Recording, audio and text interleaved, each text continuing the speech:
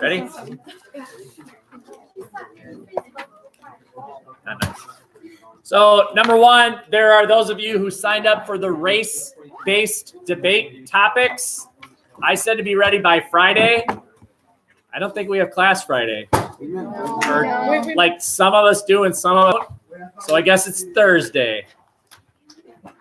Tomorrow.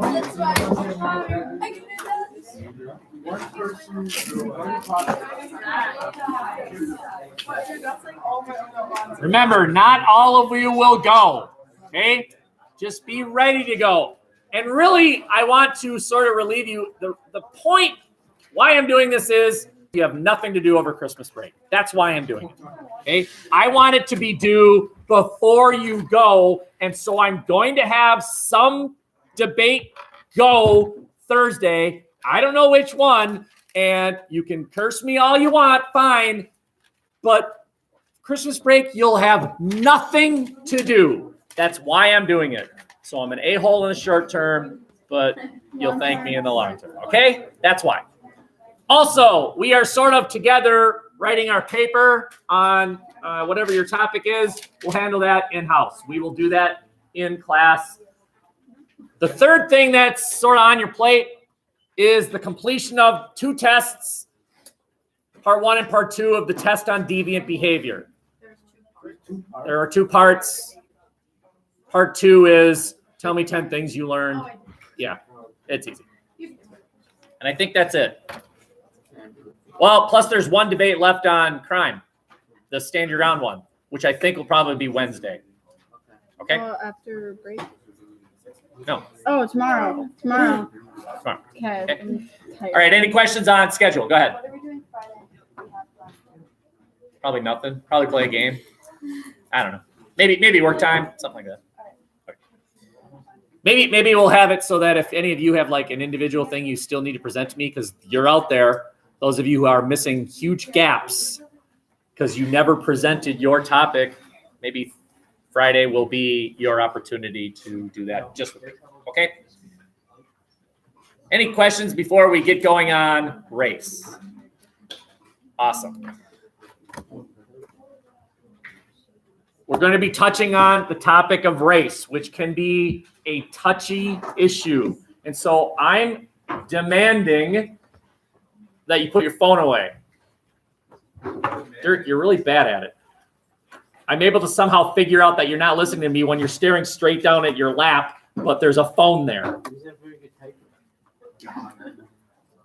Are you okay? Just got a face of disappointment.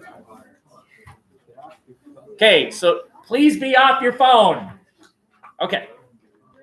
What I'm asking really is for you to be aware that if you're going to have a strong opinion about something race related, be aware, be conscious that there are other people in this room. I want you to express your opinion. That's great. Just be kind about it. Okay? We welcome opinions here, but you don't have to be mean about it. Okay. The first topic we're talking about is race. Exactly what is race? What is the definition of race? I have a couple silly political cartoons. No food or drink allowed sign, and the hot dog and the pop can are like bigots. And then the triangle says, hi, I'm a triangle, and the circle says, I hate triangles. Now, none of these are races. Race definition is at the bottom. It is a group set apart from others because of physical differences that have taken on social significance. There's some identifiable physical feature that has come to mean something. How many of us have all heard that that black is just a skin color? That's all it is. It's a skin color. And sociology would say that's wrong.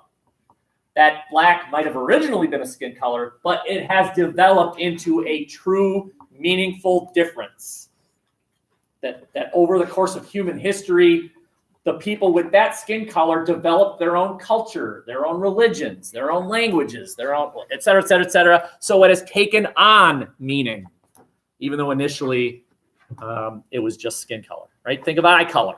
There's no race based on eye color. But imagine Earth where that did take on significance.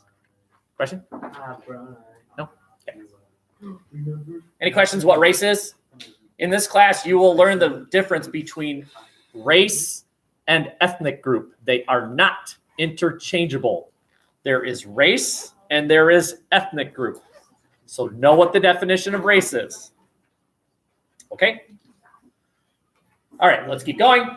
As an example, whites, blacks, or African Americans, European Americans, Hispanics, these are all races. And of course, there are others.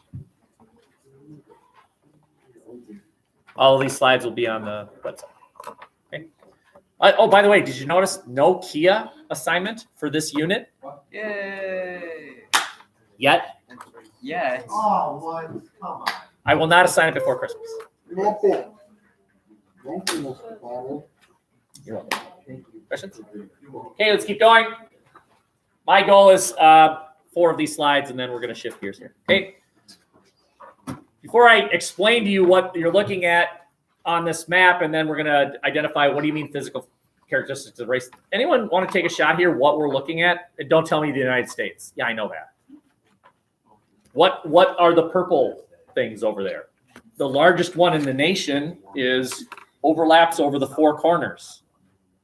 There are a number of these things in Wisconsin, Minnesota. Notice almost none east of the Mississippi River. Almost none. They're almost all exclusively west of the Mississippi, with a few exceptions in New York, Wisconsin, Michigan. Couple answers. Go ahead, Will. You were first. You're not Will, but okay. Yes, you were looking at the current location of Native American reservations. You and I live about here, and that gives us fairly close access to a few of these Native American reservations. And how many of you have been to one?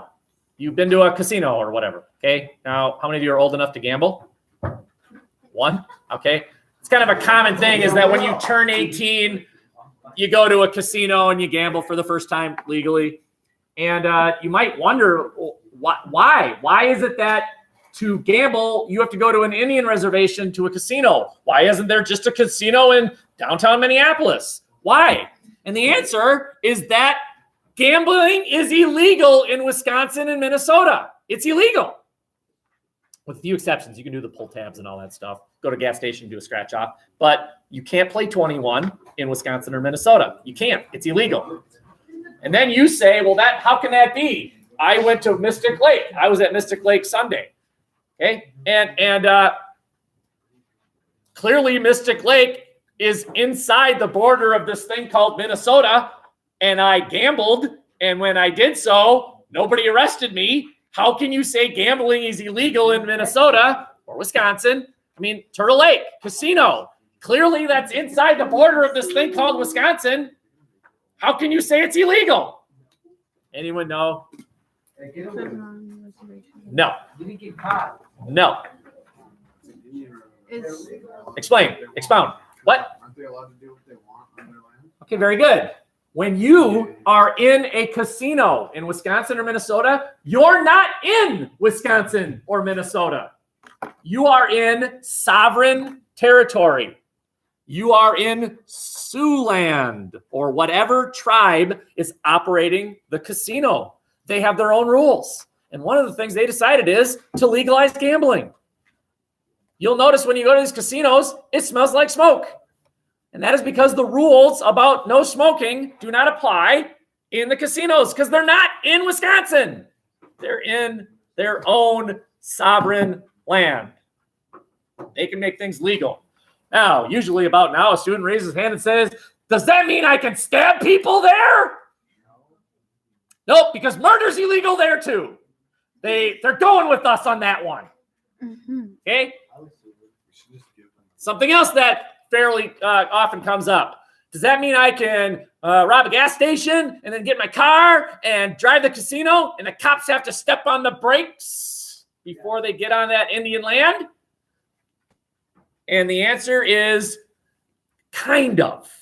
But One of the things that the United States has with every single one of these purple things is what's called extradition. Anyone know what it is? So about 10 years ago, a guy killed his girlfriend in Boston, snuck on a plane, and flew to Iran. Lovely Iran. He ran. No, I'm sorry. He flew to Paris. He flew to France. Okay? Flew to France. The United States discovered that that's exactly what he did and went to the French authorities and said, you need to turn him over to us. And the French said, no. Unless, United States, you promise that if you put this guy on trial, he will not receive the death penalty, because death penalty is illegal in France, legal in the United States. The United States balked at first, said, you can't tell us what to do. And the French said, well, then we're not turning him over. They held him. Finally, the United States agreed. And the French, here it is, the French extradited him.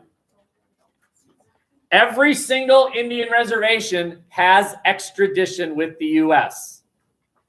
Do you now know what it means? What does it mean?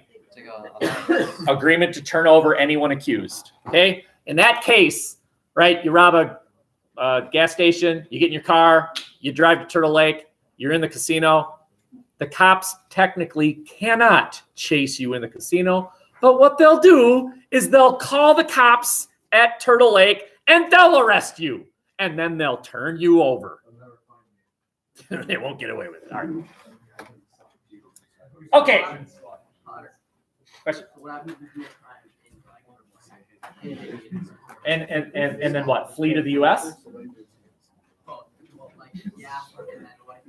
They have their own court system. Yeah, they have their own court system. Yep. And if you flee to the Twin Cities, you'll be extradited back to face local justice. So, I mean, I'm sure you're aware of this. If you took American history, you should be aware of this, that there are distinctive Native American tribes. There's the Sioux and the Navajo and the et cetera, the Arapaho, and et cetera, et cetera, et cetera. But what the United States government did in the 1800s was simply say, you're Indian. You're one group of people, no longer distinguishable from each other. You're just Indian.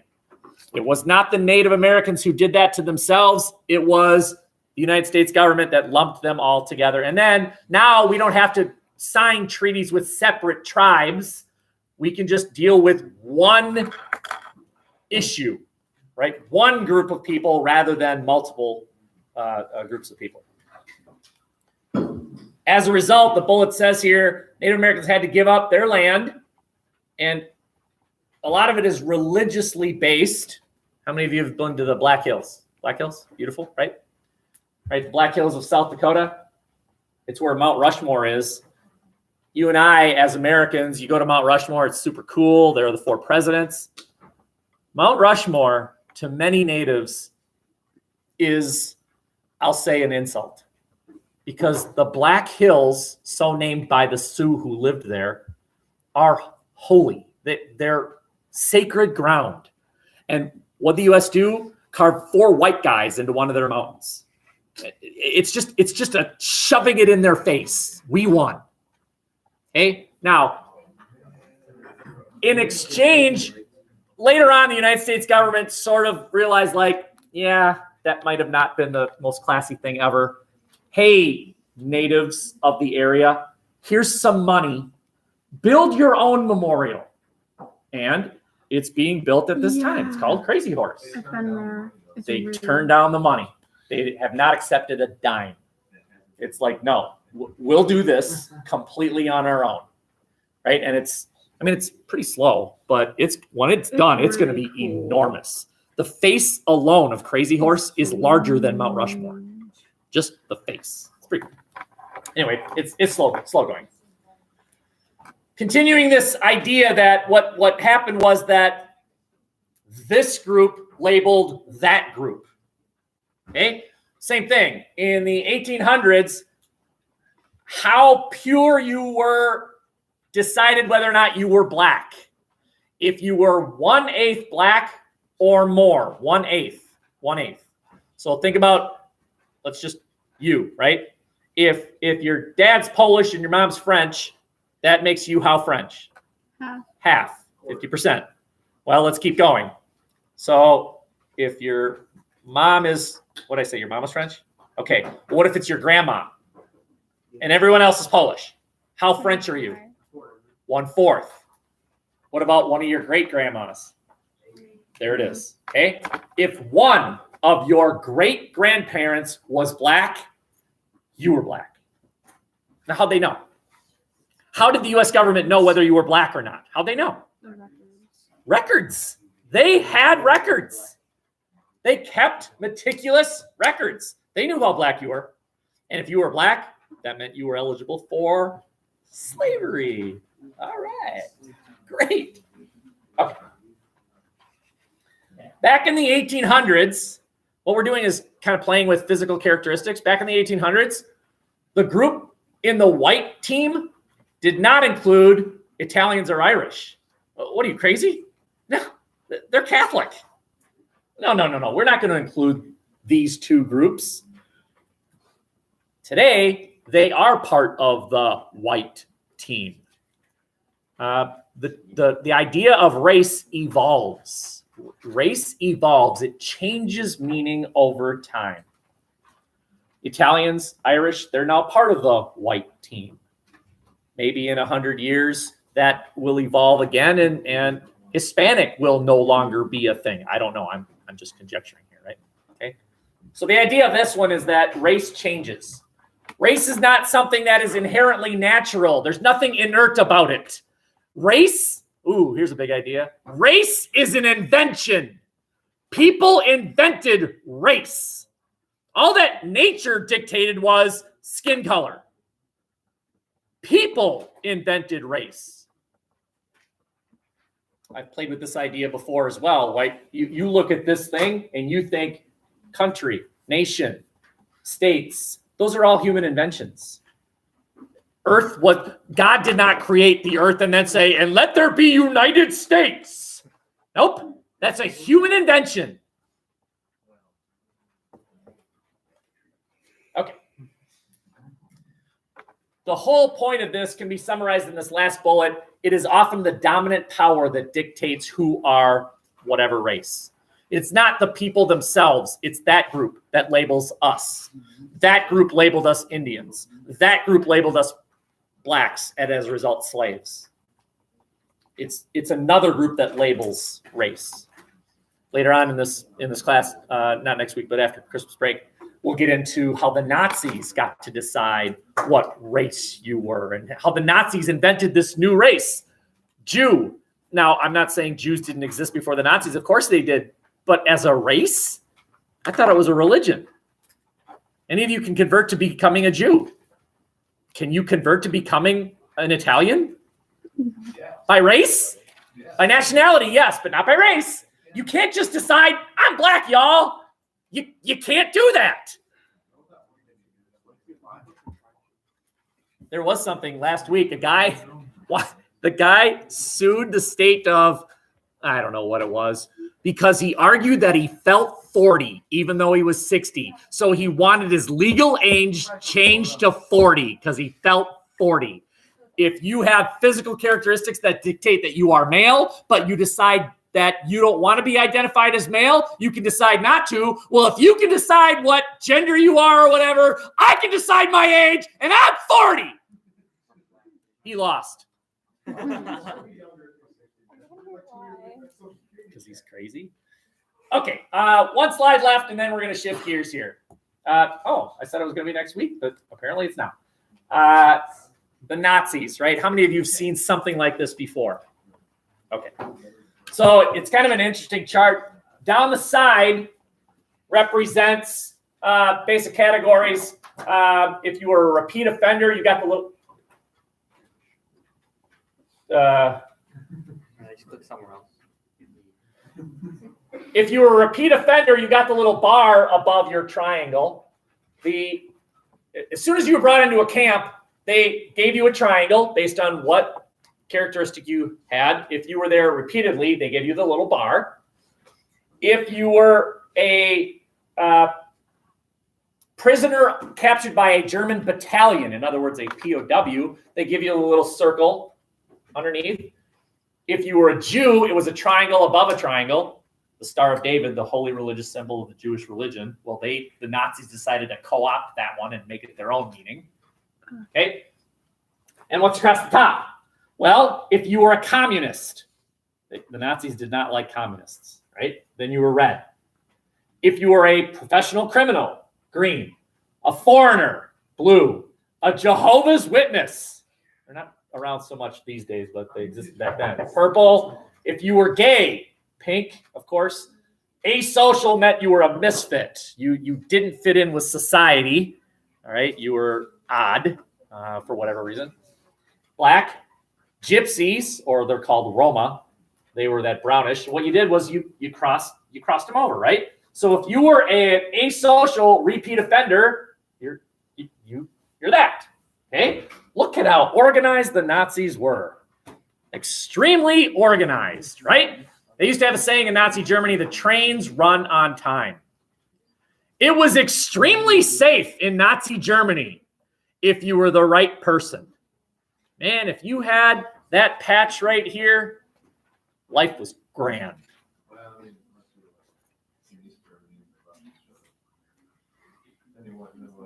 Well, yeah, World War II was a little rough on Germany. Yeah, okay, we'll agree there. Yeah. Okay, so again, look who's doing the dictating about who you are.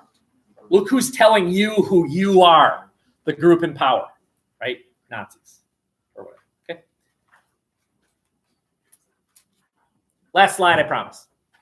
So obviously everyone knows who this fella is, Hitler. Oh, by the way, sort of an interesting story that happened today.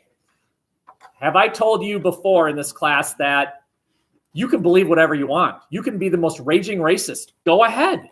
You have the right, which is a weird right, but you have the right to be a raging racist. Hate all people that belong to fill in the blank. Go ahead. It's not a crime here. Join the KKK.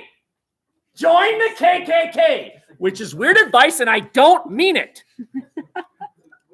But you have the right to do it. But don't act in a criminal way as a member of the organization. Do you understand? What I'm telling you is that membership in this organization is not a crime in the U.S. Acting in a criminal way, if you're a member of that organization, yes. A couple today was arrested in London because they named their child Hitler.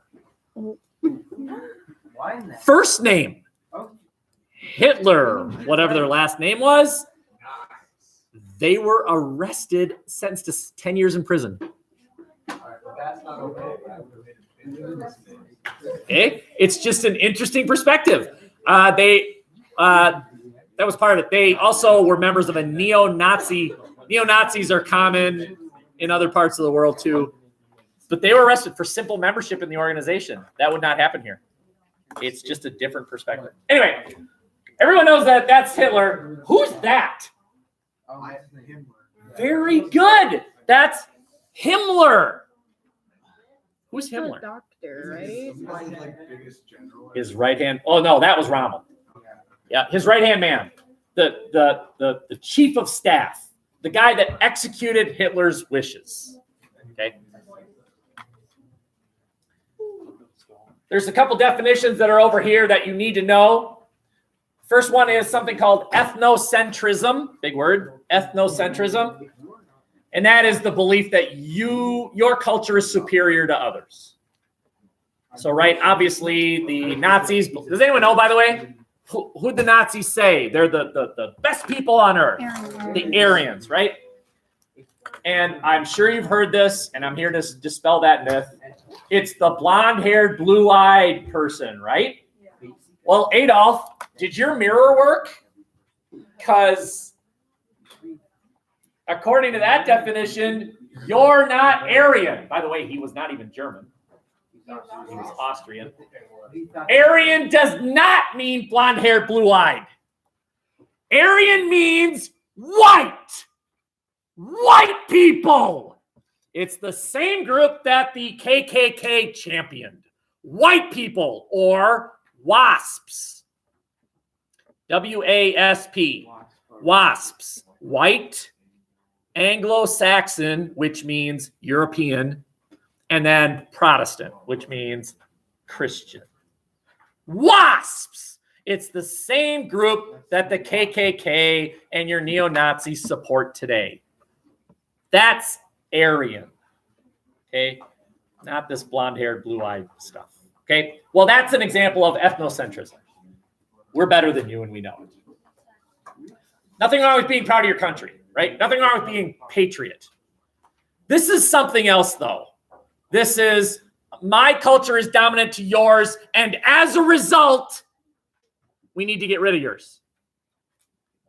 Okay? Again, let's go back to, I will call on you in a second. Let's go back to this, right? The conclusion was, you are no longer Sioux and Arapaho and Onondaga and all that. We need to get rid of all that stuff. You're just Indian. Okay? They got rid of all of it. Well, that's ethnocentrism. The attempt by the Germans to get rid of the Jews, that's ethnocentrism. Question? Well, I was just gonna say, like, I realized that, like, WASP means, like Protestant, meaning you would be Christian, but when were, like, Jews considered, like, I guess, like, a white again? Like, not, like, a completely different Well, race? I'll tell you this. Many people would say they're not. Jews? Still? Oh, yeah. Oh, Jews are the number one target in the U.S. today. Seriously? Yes. Number one, based on certain criteria, right? Number one target last year, according to FBI statistics. Jews, number one. And we're going to try and understand, well, why? What is it? What about Jews creates such hatred? It's amazing. It's amazing. Okay, let's keep going. Prejudice can actually work both ways. Prejudice could be a favorable or a negative, but for purposes of this course and this unit, we're going to stick with negative, right? I could say, well, I want Balake to paint my house. He's a really good painter. Okay, that's an example of prejudice. It's favorable prejudice. What I'm doing is I'm basing a future event on previous experience, but that's prejudicial. Prejudge. I'm prejudging you, and sometimes it's perfectly normal. You are prejudiced all the time. When I open the door to my garage, I assumed my car was there. I prejudged, and it was. I'm prejudiced. And that's not what we're talking about. What we're talking about is a negative conclusion about a group. That's prejudice as far as this unit is concerned, okay? Negative. And then finally, racism, and that is prejudice based on race. It seems obvious, doesn't it? Obviously. Prejudice based on race. Here's a chart which shows incidences of what are called hate crimes, which is a debate topic, right? Should there even be such a thing as hate crime? Or shouldn't a crime just be a crime? And the motive doesn't matter, right? This guy stabbed that guy, that's it. The evidence used is the fingerprints and the video that caught him, that's it. But a hate crime brings motive in. Well, perpetrator was black and the victim was white, and that should matter, argues those people who say hate crime should matter. Okay, but anyway, what the FBI does is they accumulate records, and you'll see that the number one basis of hate crimes over the course of 8 years was race/ethnicity. Religion was number 2, closely followed by sexual orientation, target people because they're gay or whatever. Targeting disabilities. Yeah, look at that deaf person. Let's kill him, whatever. Okay. And then other things, multiple wives. Okay, so hate crime is a crime where motive is a factor. Okay, any questions there? Take a little break. I'm going to set up the next thing. I give you 3 minutes. You got 3 minutes. Okay. So let's say when the big end is on the 6, 4 minutes. You got a 4-minute break. When the big end's on the 6, you're where you belong, tackling the next issue. Okay. So you're welcome to get a drink, go to the bathroom, whatever. See you in 4. Next water. Hey, Kevin. It's tough.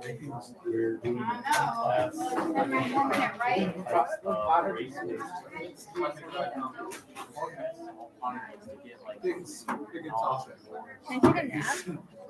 Reading your slide. Me too. Is that a possibility? You know what I have to go about? I fell asleep last night at 6 o'clock. I woke up at like 2. I was up for like 2 hours, and I went to bed again. Yeah, it was interesting. I was talking to someone until 11, so yeah.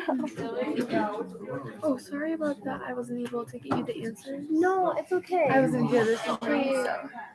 Just had you go through all of them. Okay. Wasn't that bad. Yeah. I was sick this morning, so I didn't. Oh. Yeah. Let's go over there. Yeah, me too. Is the bathroom over there? Yeah, but that was right there.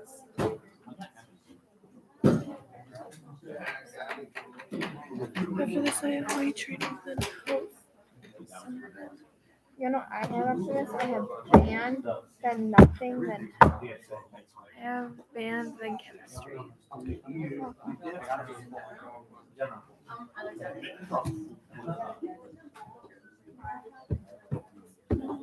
for 3 months of chemistry. No, just 2. I have band, then a flex mod, but I stay in the band room because there's another group after us, and I just watch them. And then I go to chemistry. I might do that today because I really don't want to. Oh, no. I really just want to go to bed right now. But you know, I have homework. I still have to do the Really? I did the presentations one. I haven't done that one. I couldn't find it. I didn't know what it was called. I'm waiting to try to get this in my ground. Christina Dory, are you here? Oh. Maisie. Yeah, but one gonna count. We're only gonna have like. Gage. Allie Muers. Want to do racial profiling on Thursday? Because this one wants to go. I've only get it done for What about Wednesday? Yeah, tomorrow. Why not? That's too soon. What? She was ready last week. She was holding it upside Yeah, you down were. over your head. What if I would have like Oh, racial Imagine if you Oh, accidentally, I get it. Bumped it, and it just. I got it. Sorry. like how would you just Star have it Mall. on there? You walked in, right? And it went. I knew it was on right. No. Eric. I knew it was on right, so I wasn't right. Hannah Thorson.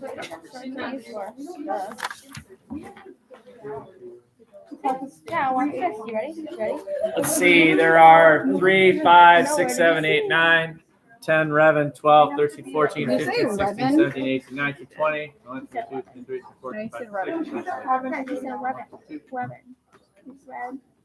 Oh my god, is there merch? Do you like a sheet or anything about the reader? Like guidelines? No. Well, I can help you a little. I think I have a topic for you. Oh, good. What is it? Obesity and whether government should regulate, like people getting like to fast food stuff and like replacing all of it, if that'll like help the situation. So should the government be able to regulate Obesity. obesity? Right. Sounds good. Okay. I need you to possibly move. You need to be in a group of at least 4. So like Star, you need to fix it. These 2, you need to fix that. Great. Okay. A group of at least 4. Can be more than that, of course. So I'll wait for you to fix it. If you 2 join these 2, that'd be 4. Then you 3 need to fix it. At least 4. Okay. So you could join this group. That'd be great. And then you could join whatever group you wanted. You can turn around, join that group. They're all friendly. They will welcome you with open arms. I don't go see my cat. What about a cat? I want to see one of my 6 cats. What's the issue? Okay, phones away, please. Pretty please. Phones really very away. Incredibly very really away. Okay. So I'm going to number you 1, 2, 3, 4. There will be a couple groups that have the same number. That's just fine. Okay. That's group 1. Here's group 2. There's group 3. Here's group 4. There's group 1. Here's group 2. Here's group 3. Okay. You have 2 hands. This is situation number 1. If you're group 1, you have this one. There's group 2. There's group 3. There's group 4. 1, 2, 3, 4. What's going to happen is you are going to, within your group, subdivide into 2 subgroups. One subgroup is going to argue a maximum punishment for the situation involved. So you're going to nail Nathan to the wall, subgroup. Yes.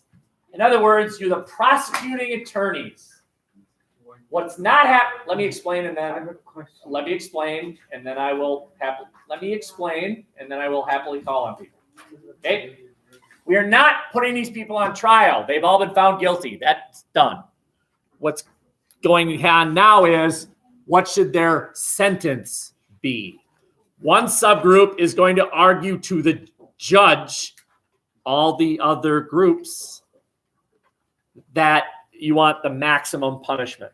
Okay, whatever that is. It could be execution. It could be maximum number of years in prison. Fine, whatever. The second subgroup will try and get the minimum punishment. You're the defending attorney. You're trying to get as small a sentence as possible. So are there what we call mitigating factors? Are there reasons why the judge should go easy? Those might include race, poverty, other factors. Okay? What will then happen is the maximum team will argue, here's the proper punishment because blah, blah, blah, blah. The minimum team will argue, well, actually, here's some mitigating factors. You should go easy. Here's what we propose. And then the jury will decide which way are we going, either A or B. And then I'll tell you what actually happened. Okay? I have a feeling.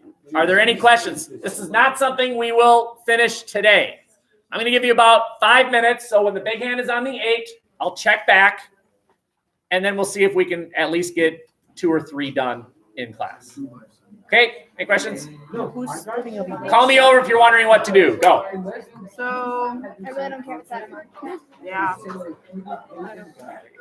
I guess we could just split it, like us 2, then you 3. Not really needed. I guess we could go